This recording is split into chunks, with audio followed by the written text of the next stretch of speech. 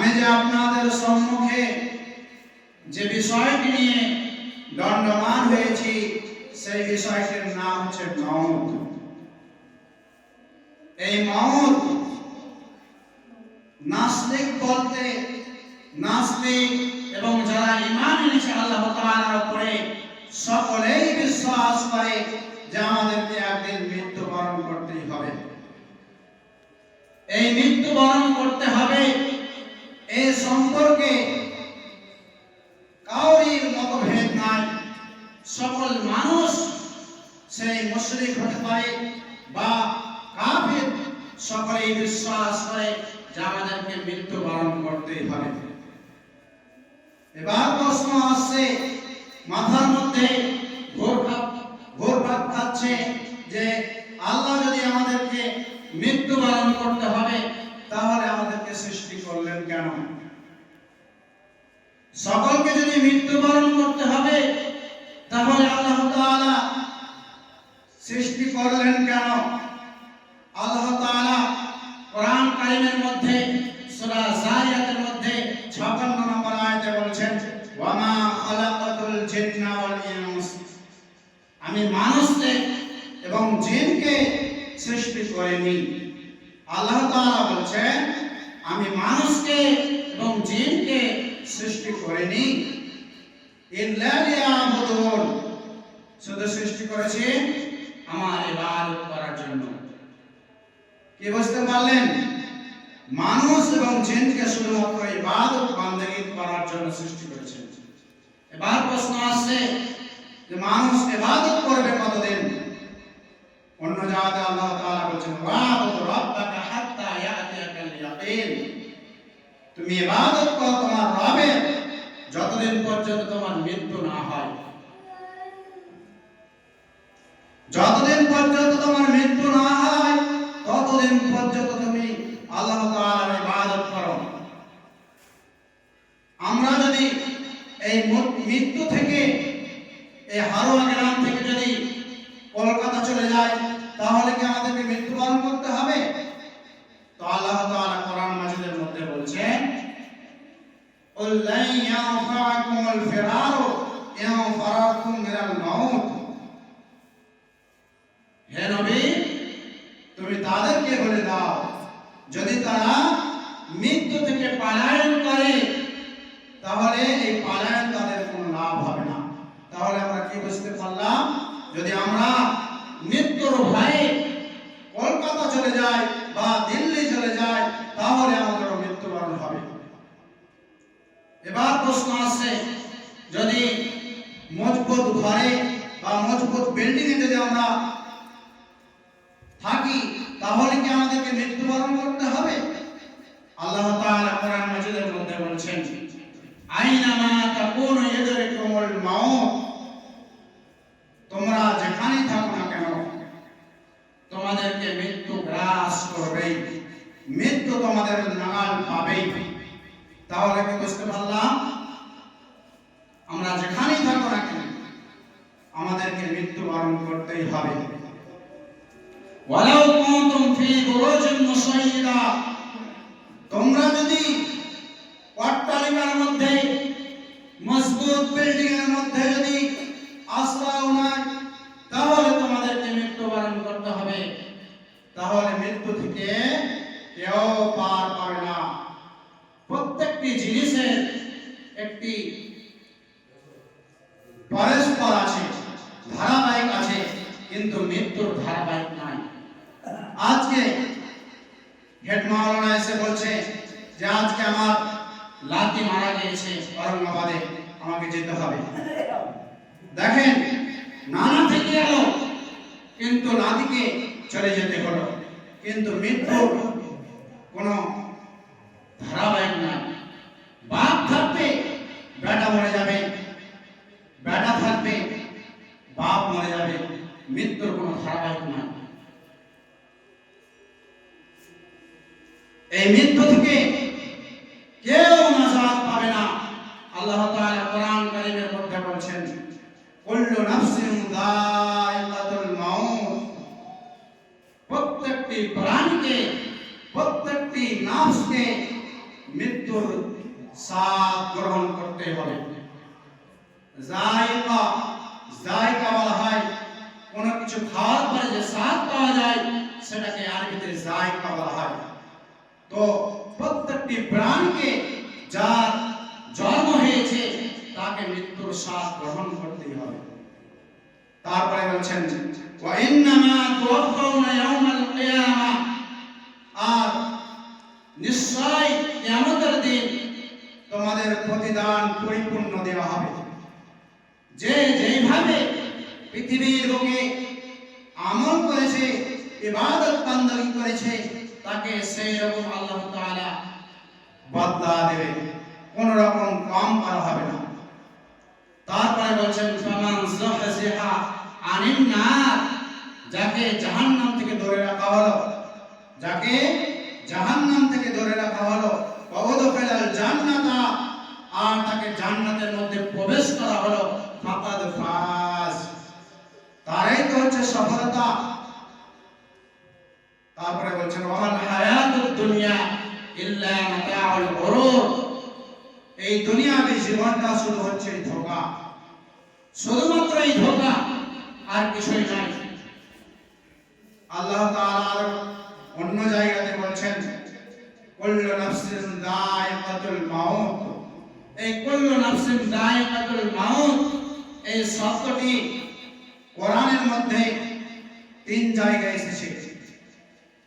4 পারার মধ্যে এক জায়গায় এসেছে, আর 17 পারার মধ্যে এক জায়গাতে এসেছে, আর 21 পারার মধ্যে এই কুল্লু নাফসিন যায়িকাতুল মাউত এই শব্দটি এসেছে। প্রত্যেকটি নাফসকে, প্রত্যেকটি আত্মাকে মৃত্যুর স্বাদ গ্রহণ করতে হবে। ওয়ানাবলুকুম বিশ-শাররি ওয়াল খায়রি ফিতনা, আমি ভালো এবং মন্দর মধ্যে, ভালো এবং মন্দর অবস্থার মধ্যে ফেলে আমি তোমাদেরকে পরীক্ষা করব, আল্লাহ তাআলা বলছেন। আল্লাহু খাবীরুম বিমা তা'মালুন, আর তোমরা যা করো না কেন সে সম্পর্কে আমার সব আমি অবগত আছি। আল্লাহ তাআলা বলেন তোমরা যা করো না কেন আমি সবই জানি। তারপরে বলেন আল্লাহ তাআলা ওয়ালান ইউখিরাল্লাহু নাফসান ইযা জাআ আজালুহা, যখন মৃত্যুর সময় এসে যায় তখন আল্লাহ তাআলা কোন প্রাণীকে অবকাশ দেয় না, ছাড় দেয় না। যখন মৃত্যুর সময় এসে যায় তখন কোন প্রাণীকে আল্লাহ তাআলা ছাড় দেয় না। আল্লাহ তাআলা বলছেন ওয়ালাউ ইউআখিযুল্লাহু আন-নাস বিযুলমিহিম, আল্লাহ যদি মানুষকে তাদের অত্যাচারের জন্য, জুলমের জন্য, অন্যায় করার জন্য যদি আল্লাহ তাআলা মানুষকে সাথে সাথে পাকড়াও করতেন, সাথে সাথে যদি ধরতেন, মা তারাকা আলাইহা মিন দাব্বাতিন, তাহলে এই ভূপৃষ্ঠের মধ্যে কোন একটি জীবকে তিনি ছাড়তেন না। তারা কি বুঝতে পারলেন? আল্লাহ তাআলা কোন মানুষকে অন্যায় করার জন্য, জুলুম করার জন্য সাথে সাথে পাকড়াও করে না। অনেকেই বলে যে ফিলিস্তিনকে এত নির্যাতন করেছে, তো আল্লাহ তাআলা কি করছে? আল্লাহ কি দেখতে পায় না? আল্লাহ সব দেখতে পাচ্ছেন, কিন্তু আল্লাহ তাআলা একটি সময় নির্ধারিত করে রেখেছেন। ওয়ালা ইউখিরুল্লাহু নাফসান ইযা জাআ আজালুহা ওয়ালা ইউখিরুহুম ইলা আজালিন মুসাম্মা, কিন্তু আল্লাহ তাআলা বলেন আমি একটি নির্ধারিত সময় বেঁধে দিয়েছি। অ্যালার্ম দেখেছেন? অ্যালার্ম, এই অ্যালার্মে যদি আপনি 10টা 10 অ্যালার্ম দেন এম দিয়ে, তাহলে 10টা 10 যখন বেজে যায় তখন সে অ্যালার্মটা ঠং ঠং করে বাজতে লাগে। ঠিক সেই রকম আল্লাহ তাআলা আপনার অ্যালার্ম দিয়ে রেখেছেন। মায়ের পেটে যখন ছিলেন আপনি, তখন আপনার কতদিন বেঁচে থাকবেন, কি খাবেন, আল্লাহ তাআলা এগুলো রেখে দিয়েছেন। আল্লাহ তাআলা ইযা জাআ আজালুহুম লা ইস্তাখিরুনা সাআতান ওয়া লা ইস্তাকদিমুন। যখন সেই নির্ধারিত সময় এসে যায় তখন এক মুহূর্ত আগে না এক মুহূর্ত পিছে, এক মুহূর্ত আগেও হয় না, এক মুহূর্ত পিছেও হয় না। আল্লাহ তাআলা যে সময়ের মধ্যে আপনাকে সময় নির্ধারিত করেছেন সেই সময়ের মধ্যে আপনাকে পৃথিবী থেকে ছেড়ে যেতে হবে। আল্লাহ তাআলা বলছেন ওয়াজাআত সাকরাতুল মাউত বিল হক, মৃত্যুর যন্ত্রণা, মৃত্যুর যন্ত্রণা অবশ্যই আসবে। যালিকা মা কুনতা মিনহু তাহিদ, যা থেকে তুমি পলায়ন করতে চাইতে। মৃত্যুর যন্ত্রণা সকলেরই আসবে। তারপরে বলছেন ফাকাইফা ইযা তাওয়াফাতহুমুল মালায়েকাতু, ফেরেশতা যখন মানুষের জান কবজ করবে তখন কি হবে? ফাকাইফা ইযা, কি হবে? ফাইযা তাওয়াফাতহুমুল মালায়েকাতু, যখন ফেরেশতারা জান কবজ করবে তো বলছেন ইয়াদরিবুনা না ইয়াদরিবুনা ওয়াজুহাহুম ওয়া আদবারাহুম, ফেরেশতারা তাদের মুখের উপর এবং পিঠের উপরে মারতে মারতে নিয়ে যাবে। আল্লাহ তাআলা কোরআন মাজিদের মধ্যে আরো বলছেন ওয়ানফিকু মিম্মা রাযাকনাকুম মিন ক্বাবলি আন ইয়াতি আহাদাকুমুল মাউত, আমি যা তোমাদেরকে রিজিক দিয়েছি তা থেকে তোমরা ব্যয় করো। আন ইয়াতি আহাদাকুমুল মাউত, মৃত্যু আসার পূর্বে। কথা দেখেন যে তোমরা আমি যা তোমাদেরকে দান করেছি তা থেকে কি করো? ব্যয় করো। ব্যয় করা মানে তোমরা যাকাত দাও, যারা মিসকিন রয়েছে, ফকির রয়েছে তাদেরকে দান করো। কখন দান করো? আইয়াতি আহাদাকুমুল মাউত, মৃত্যু আসার পূর্বে দান করতে হবে। যারা কাফের লোক, যারা আল্লাহ তাআলাকে মানেননি, তারা মৃত্যুর সময় বলবে ফায়াকুলু রব্বি, হে আমার প্রতিপালক, লাউলা আখারতানি, তুমি যদি আমাকে আর কিছুটা সময় দিতে। আল্লাহ তাআলাকে বলবে মৃত্যুর সময় ফায়াকুল রব্বি, হে আমার প্রতিপালক, লাউলা আখারতানি, তুমি যদি আমাকে আর কিছুটা সময় দিতে। লাসাদদাকা ফাসাদদাকা ওয়া আকুন মিনাস সালিহিন, আমি সাদকা করতাম, যাকাত দিতাম, ওয়া আকুন মিনাস সালিহিন, আর নেক লোকদের মধ্যে শামিল হয়ে যেতাম। তো আল্লাহ সময় দিবে? আল্লাহ বলবে তোমাকে 60 বছর সময় দিয়েছিলাম, 70 বছর সময় দিয়েছিলাম, সেই সময় কি করেছিলে? তবে আর সময় দেওয়া হবে না, যাও তোমার শেষ। আল্লাহ তাআলা বলছেন ইন্নাল্লাহা ইনদাহু ইলমুস সাআহ, একমাত্র আল্লাহই তাআলা ওই সময়ের জ্ঞান রাখেন। কিয়ামত কখন হবে এই সময়ে আল্লাহ তাআলা শুধুমাত্র জানে, কেউ জানে না। তারপরে বলছেন ওয়া ইয়ালামু ওয়া ইউনাজ্জিলু মিনাল গায়ব, আর তিনি পৃথিবীতে বৃষ্টি বর্ষণ করেন। ওয়া ইয়ালামু ফিল আরহাম, এবং মায়ের পেটে মাতৃগর্ভে কি লালিত হচ্ছে, খারাপ ছেলে মানুষ হচ্ছে না ভালো হচ্ছে, একমাত্র আল্লাহ তাআলা জানে, আর কেউ জানে না।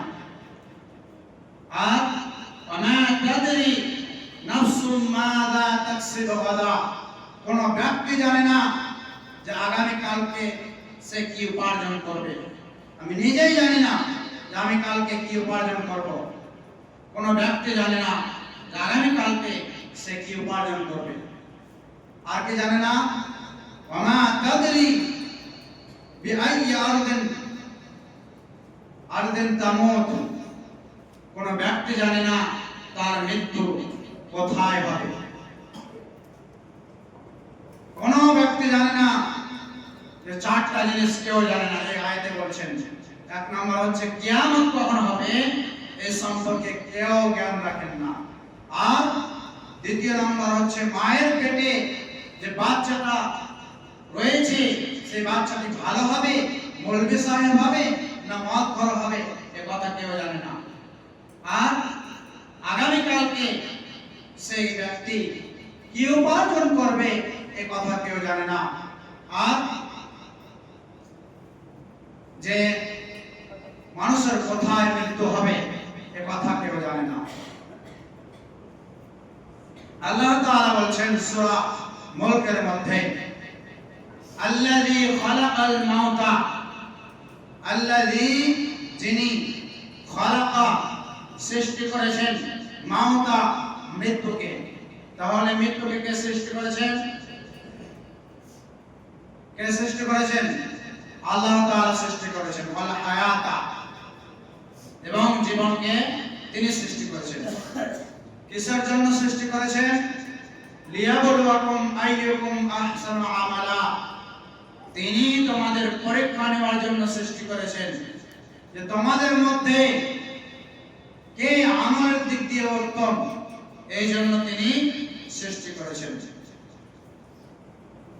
আল্লাহ তাআলা বলেন, ওয়ামা কানা লিনাফসিন আন তামুতা ইল্লা বিইذনিল্লাহি কিতাবান মুআজ্জালা, যে কোন ব্যক্তি আল্লাহ তাআলার অনুমতি ছাড়া মরতে পারে না। কিতাবান মুআজ্জালা, মৃত্যুর সময় তো লিখে দেওয়া হয়েছে, কখন মৃত্যু হবে, কোন জায়গায় মৃত্যু হবে আল্লাহ তাআলা লিখে দিয়েছেন। এতক্ষণ শুনছিলাম আমরা কোরআনের আয়াত দিয়ে, এবার শুনব হাদিসের মধ্যে আল্লাহ তাআলা কি বলেন, আল্লাহ রাসূল সাল্লাল্লাহু আলাইহি ওয়াসাল্লাম কি বলেছেন। আন সাহল ইবনে সাদ রাদিয়াল্লাহু তাআলা আনহু হাদিস বর্ণনা করছেন, তিনি বলছেন, যা জিবরিল আলাইহিস সালাম, জিবরিল আলাইহিস সালাম আসলেন, কার নিকটে আসলেন? ইলান নবী সাল্লাল্লাহু আলাইহি সাল্লাম, নবী সাল্লাল্লাহু আলাইহি সাল্লামের নিকটে আসলেন। আসার পরে বলছেন, ইয়া মুহাম্মদ, হে মুহাম্মদ, ইসমা শিতা, মুহাম্মদ সাল্লাল্লাহু আলাইহি সাল্লাম কি বলছে, যতদিন খুশি তুমি জীবন যাপন করো। মুহাম্মদ সাল্লাল্লাহু আলাইহি সাল্লামকে জিবরিল আলাইহিস সালাম এসে বলছে, হে মুহাম্মদ, তুমি যতদিন খুশি তুমি জীবন যাপন করো, ফাইন্নাকা মাইতুন, কিন্তু মনে রেখো তোমাকে মৃত্যুবরণ করতে হবে। তাহলে একটি বুঝতে পারলাম মৃত্যু থেকে কেউ ছাড় পাবে না। একজন বিখ্যাত কবি মাইকেল জ্যাকসন, যার নাম, তিনি মৃত্যুর সাথে পাঙ্গা করেছিলেন, মৃত্যুর সাথে চ্যালেঞ্জ করেছিলেন যে আমি 150 বছর বাঁচব। কি করেছিলেন? 150 বছর চ্যালেঞ্জ করেছিলেন। যে গাড়িতে যেতেন সেই গাড়িতে অভিজ্ঞ ডাক্তার সেখানে মওজুদ থাকতেন, তার সাথে থাকতেন। যে খাবার খেতেন সেই খাবারকে পরীক্ষা নিরীক্ষা করার পরে সেই খাবার খেতেন। তারপরেও সেই 50 বছর অতিবাহিত হওয়ার পরে তাকেও মৃত্যুবরণ করতে হয়েছিল। তাহলে মৃত্যু থেকে কেউ পার পায়নি। যদি মৃত্যু থেকে পার পেতেন আমাদের নবী মুহাম্মদ সাল্লাল্লাহু আলাইহি সাল্লাম মৃত্যু থেকে পার পেতেন, তাকেও মৃত্যুবরণ করতে হয়েছিল। তারপরে বলছেন, ওয়াহবিব মান আহবাবতা, হে নবী তুমি যার সাথে খুশি তুমি বন্ধুত্ব করো। ফাইন্নাকা মুফারিকু, কিন্তু মনে রেখো তুমি তাকে ছেড়ে যাবে। মুহাম্মদ সাল্লাল্লাহু আলাইহি সাল্লাম কে বলছে, তুমি যার সাথে খুশি তুমি বন্ধুত্ব করো, কিন্তু মনে রাখো তুমি তাকে ছেড়ে যাবে। তারপরে বলছেন, ওয়ামাল মা শিতা, যা খুশি তুমি আমল করো, ফাইন্নাকা মাজসিউন বি, কিন্তু মনে রেখো তুমি তার ফল পাবে। আনা উবাইদুল্লাহ ইবনে আবি বকর রাদিয়াল্লাহু তাআলা আনহু হাদিস বর্ণনা করছেন, তিনি বলেছেন, সামি'তু আনাস ইবনে মালিক, আমি আনাস ইবনে মালিক রাদিয়াল্লাহু তাআলা আনহু কে বলতে শুনেছি, কি বলতে শুনেছি? قال رسول الله صلى الله عليه وسلم রাসূল সাল্লাল্লাহু আলাইহি ওয়াসাল্লাম বলেছেন হাদা ইবনু আদম, এ হচ্ছে আদমের সন্তান, হাদা আজরু ইনদা ওয়াফাহু, আর এ হচ্ছে আদম সন্তানের মৃত্যু ঘরের নিকটে। তাহলে মানুষের মৃত্যু খুব নিকটে রয়েছে। আরেকটি হাদিস ইবনে উমর রাদিয়াল্লাহু তাআলা আনহু হাদিস বর্ণনা করছেন, তিনি বলেন কুনতু মা'আন নবী সাল্লাল্লাহু আলাইহি ওয়াসাল্লাম, উমর রাদিয়াল্লাহু তাআলা আনহু বলেন আমি নবী করিম সাল্লাল্লাহু আলাইহি ওয়াসাল্লামের সাথে ছিলাম। মা শব্দ ব্যবহার করেছেন, মানে সাথে ছিলেন। তারপরে বলেন যা রাজুলুন মিনাল আনসার, আনসারদের মধ্যে থেকে একটি ব্যক্তি আসলেন, ফাসাল্লামা আলা নবী সাল্লাল্লাহু আলাইহি ওয়াসাল্লাম, আসার পরে নবী করিম সাল্লাল্লাহু আলাইহি ওয়াসাল্লামকে সালাম করলেন। যেমন আমরা কারোর সাথে দেখা করতে গিয়ে সালাম করি, সেইভাবে আনসারদের মধ্যে একজন ব্যক্তি আসলেন এবং নবী করিম সাল্লাল্লাহু আলাইহি ওয়াসাল্লামকে সালাম করলেন। আসার পরে বলেন তুম্মা ক্বালা ইয়া রাসূলুল্লাহ, হে আল্লাহর রাসূল সাল্লাল্লাহু আলাইহি ওয়াসাল্লাম, আইয়ুল মুমিনি আফদালু, মুমিনদের মধ্যে সব থেকে ভালো মুমিন কে?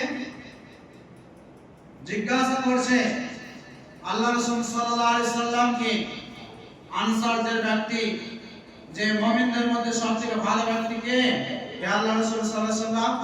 তখন আল্লাহ রাসূল সাল্লাল্লাহু আলাইহি সাল্লাম বলেন আহসানু খুলুকা, যার সুন্দর চরিত্র রয়েছে সে ব্যক্তি হচ্ছে সবথেকে ভালো ব্যক্তি। তারপরে আবার জিজ্ঞাসা করেছেন ওয়াইয়ুল মুমিনি আকিয়াস, মুমিনদের মধ্যে সবথেকে বুদ্ধিমান কে ব্যক্তি? কোন ব্যক্তি? তো আল্লাহ রাসূল সাল্লাল্লাহু আলাইহি ওয়াসাল্লাম বলেন আকতারু লিল মাউতি যিকরা, যে মাউতকে অধিক হারে স্মরণ করে সে ব্যক্তি হচ্ছে কি? সবথেকে বুদ্ধিমান ব্যক্তি। আর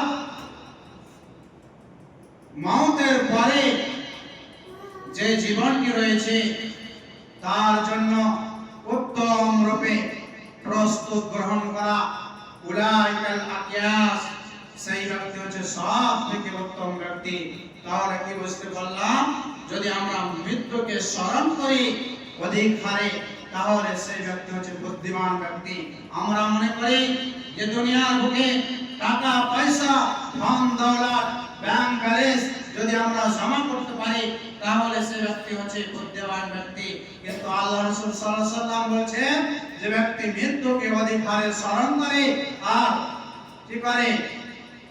মৃত্যুকে অধিক হারে স্মরণ করে আর পরকালের জীবনের জন্য উত্তম রূপে প্রস্তুত গ্রহণ করে, সে ব্যক্তি হচ্ছে সবথেকে বুদ্ধিমান ব্যক্তি।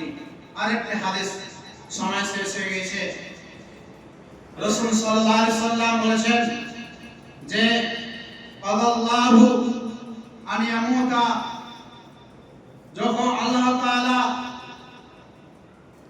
মানুষের কোথায় মৃত্যুবরণ হবে, কোথায় মৃত্যু হবে এটা ফয়সালা করে দিয়েছেন। আর জাআলা লাহু ইলাইহা জাতান, যে জমিনে তার মৃত্যু নির্ধারিত করেছেন সেই জমিনে নিয়ে যাওয়ার জন্য, গমন করার জন্য তার প্রয়োজন সৃষ্টি করে দেয়। একজন ব্যক্তি জিজ্ঞাসা করছে যে আমার মৃত্যু কোথায় হবে? সময় অনেক বড় গল্প রয়েছে, সময় শেষ হয়ে গেছে। তো সে ব্যক্তি বলছে যে তোমার মৃত্যু হবে সমুদ্রের ধারে। সে ব্যক্তিটা বলছে যে আমার সমুদ্র ধারে তো কোনো কাজই নাই, সমুদ্র ধারে আমার কোনো বংশধর নাই, আমার কোনো প্রয়োজন নাই, তাহলে আমার সেখানে মওত হবে কেমন করে? কিছুদিন অতিবাহিত হওয়ার পরে তার একটি চামড়ার রোগে আক্রান্ত হলো। তখন ডাক্তার সাহেব বললেন যে তুমি কিছুদিনের জন্য সমুদ্রের দ্বীপে চলে যাও, সেখানে গেলে তোমার রোগ ভালো হয়ে যাবে। সেখানে গেলেন, সেখানে যাওয়ার পরে সে ব্যক্তির সে যে রোগ হয়েছিল চামড়া, সে রোগটি ভালো হয়ে গেল বা সেখানে যে মৃত্যুবরণ করলো। তাহলে দেখেন, যেখানে আল্লাহ তাআলা মাউত লিখে দিয়েছেন সেখানে গিয়ে আপনার মওত হবে।